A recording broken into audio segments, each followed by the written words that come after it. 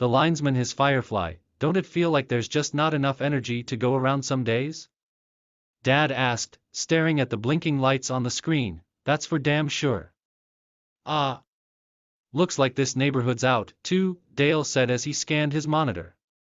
Guess we'll have to add this one to the list. That storm really did a number on the county, you don't gotta tell me twice. My little Firefly over here was up crying all night. The wife and I barely slept a wink, Dad whispered. He stole a glance at me and then continued, but you know how it is, since you called me crying about the storm, too. Dale's fingers hovered over his keyboard, and at that comment, he stole a glance at me, too. Wait, you cried, too? I asked, clutching Bo, my teddy bear, just a little bit tighter. Dale snickered and shared a look with Dad before turning his attention back to the monitor. Sure did, darlin'. Storms can be scary, but you have nothing to worry about. Your old man's as strong as they come. With him round, you won't have anything to fear. I looked up at Dad. He had a warm smile that spread across his whole face. Tiny wrinkles began to reach out towards his temples from his eyes. My dad is the toughest in the world. Ah, shoot. Garrison County's got some hoods out of power, too, Dale hollered, as he pointed to an email on his screen. I'm gonna need to find 2 more linesmen. I just sent my last guys to fix the lines on the east and south corners of the town, and Garrison's a good 2 hours north from my closest guy. I got it, Dad replied quickly. He looked down at me with a bigger smile than before.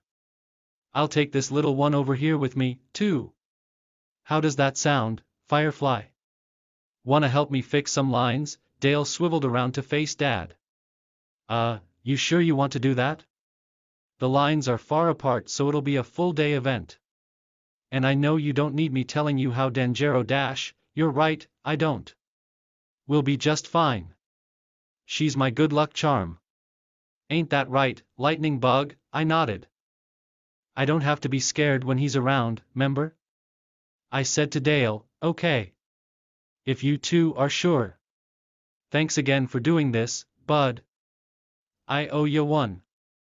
This week's pints are on me. Dad tilted his hat at Dale and grabbed his tools before setting out. I watched Dad climb high. He had this belt-looking doodad that helped him climb the pole. On days like this, Dad would always tell me to go play in the neighboring sunflower fields while he worked, but Dad, Mum says not to. She says I'll get lost. Don't go worrying. Remember what Dale said? Besides, you're a Firefly. You're easy to spot, Dad. I'm not actually a Firefly. I can't fly at all, you don't need to. You glow. So, how's about I do the flying for both of us? From up here, I'll see your glow just fine. The sunflowers will see your glow, too. It might be too bright for them, though, so make sure to push them aside when you walk. Give them enough space to see your light from far away. I stared at my hands, waiting for them to illuminate. But they never did. How come Dad can see my powers, but I can't? I looked back up at him to ask, but he was busy fixing something at the top of the pole. So, with Bo in tow, and my invisible glowing powers, I ran through the sunflower fields, just as I always did on my day trips with Dad. I loved running through these fields. Towering green stems stretched toward the cotton puffs floating above. Frilly brown and yellow suns danced worlds above my fingertips. Bo and I played hide and seek among the stalks. But he was never good at hiding. As always, when Dad would finish working on the pole, he'd whistle into the field. At the time, I couldn't whistle, so I'd respond by singing Mum's favorite song, "You Are My Sunshine," at the top of my lungs. Dad would always find me after the first few words. He'd lift me onto his shoulders and tell me that I could fly higher than the sunflower stalks. I'd steer us back to the truck for our next stop. After a long day's work, we'd find ourselves listening to a symphony of crickets on the drive home. Dad's radio would barely play, but I could always count on his humming to waft into the back seat. On the ride home that night, the ham and Swiss sandwich Dad had gotten me was settled comfortably in my stomach and my eyelids had started to feel heavy. Oh, see that, Firefly? Shooting stars, Dad pointed out the passenger side towards the sky. I blinked the Sandman spell away and pressed my face up against the window. Not like that, he chuckled and rolled my window down. I poked my head out of the window. Beads of light dashed along the sky, leaving faint glowing trails behind them, which seemed to disappear just as soon as they had arrived. Their glow wasn't like mine. I could see their glow very clearly.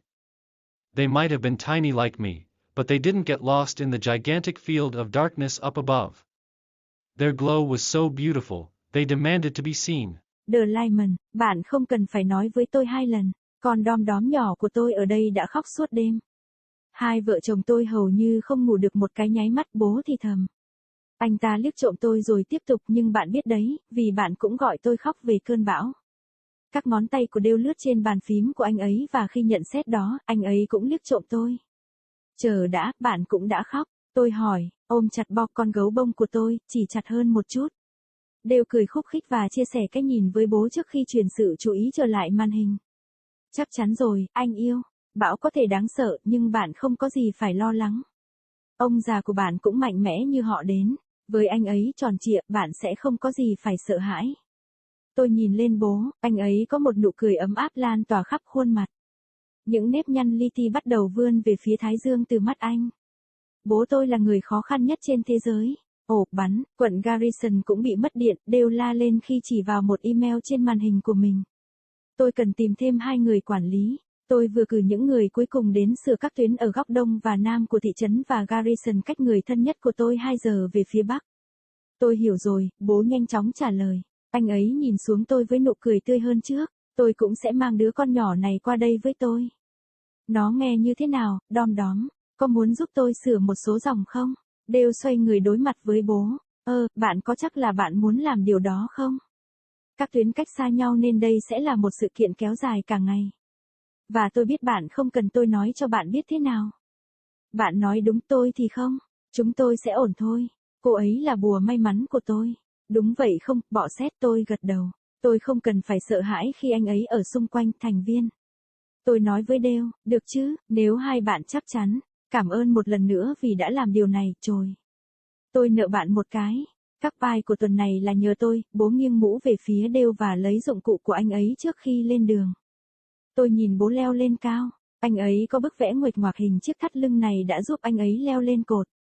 Vào những ngày như thế này, bố luôn bảo tôi đi chơi ở cánh đồng hoa hướng dương gần đó trong khi bố làm việc. Nhưng bố, mẹ bảo không. Cô ấy nói rằng tôi sẽ bị lạc, đừng lo lắng.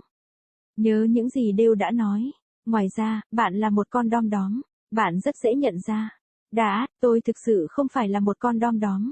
Tôi hoàn toàn không thể bay. Bạn không cần phải làm vậy. Bạn phát sáng, vậy tôi bay cho cả hai chúng ta thì sao? Từ trên này, tôi sẽ thấy ánh sáng của bạn rất ổn.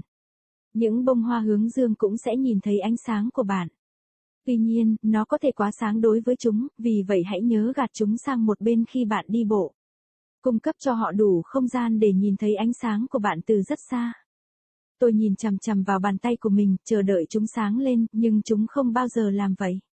Làm sao mà bố có thể nhìn thấy sức mạnh của tôi, nhưng tôi thì không? Tôi quay lại nhìn anh ta để hỏi, nhưng anh ta đang bận sửa một cái gì đó ở đầu cột. Vì vậy, với bo kéo và sức mạnh phát sáng vô hình của mình, tôi đã chạy qua cánh đồng hoa hướng dương, giống như tôi vẫn thường làm trong những chuyến đi trong ngày cùng bố. Tôi thích chạy qua những cánh đồng này. Những thân cây xanh cao chót vót vươn dài về phía những chùm bông đang nổi bên trên. Mặt trời màu nâu và vàng rực rỡ nhảy múa khắp thế giới trên đầu ngón tay tôi. Bo và tôi chơi trò trốn tìm giữa những cây cà cuống, nhưng nó không bao giờ giỏi trốn. Như mọi khi bố làm xong việc trên cột, bố sẽ huýt sáo vào sân. Vào thời điểm đó, tôi không thể huýt sáo. Vì vậy, tôi sẽ đáp lại bằng cách hát bài hát yêu thích của mẹ, em là ánh nắng của tôi ở đầu phổi. Bố sẽ luôn tìm thấy tôi sau vài lời đầu tiên. Anh ấy nâng tôi lên vai và nói với tôi rằng tôi có thể bay cao hơn cả những cọng hướng dương. Tôi sẽ hướng chúng ta trở lại xe tải cho điểm dừng tiếp theo. Sau một ngày dài làm việc, chúng ta sẽ thấy mình đang lắng nghe một bản giao hưởng của những chú dế mèn trên đường lái xe về nhà.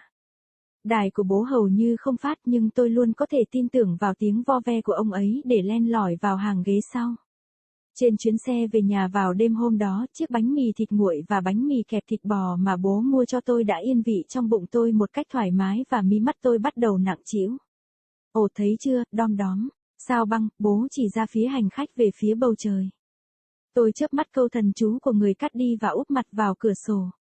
Không phải như vậy, anh ta cười khúc khích và kéo cửa sổ của tôi xuống. Tôi thò đầu ra ngoài cửa sổ. Những hạt ánh sáng lướt dọc bầu trời, để lại những vệt sáng mờ phía sau chúng, dường như biến mất ngay khi chúng vừa đến. Ánh sáng của họ không giống như của tôi. Tôi có thể nhìn thấy ánh sáng rực rỡ của chúng rất rõ ràng. Họ có thể nhỏ bé như tôi, nhưng họ không bị lạc trong lĩnh vực bóng tối khổng lồ ở phía trên. Ánh sáng rực rỡ của họ rất đẹp, họ yêu cầu được nhìn thấy.